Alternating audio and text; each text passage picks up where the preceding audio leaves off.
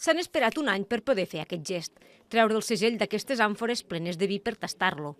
4 han estat tot aquest temps sota el pantà de Sant Antoni i 4 més han envellit el vi en 2 cellers del Pallars Jussà.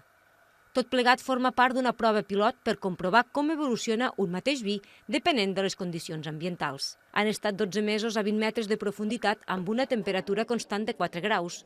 A les parets poroses de la terrissa s'hi han anat acumulant sediments i microorganismes. Tots aquests factors poden haver influït en el resultat final? Sense valorar si un és millor que l'altre, els experts sommeliers hi han trobat diferències. Una és que el vi de sota l'aigua encara està en procés d'envelliment.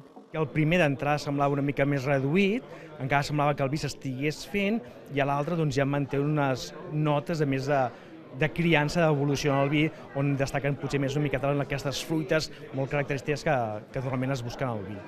Els que han pogut assaborir el vi de cada tècnica s'han sorprès amb els resultats.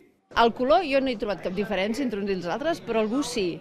I la manera com, no sé, l'olor sobretot també molt diferent. Que estava aquàtic era molt més lleuger, diguéssim, era un vi jove, i l'altre havia fet una evolució, sí, una diferència. Davant aquests resultats, els impulsors ja pensen a repetir el projecte ampliant el nombre de cellers i el temps d'immersió a l'aigua.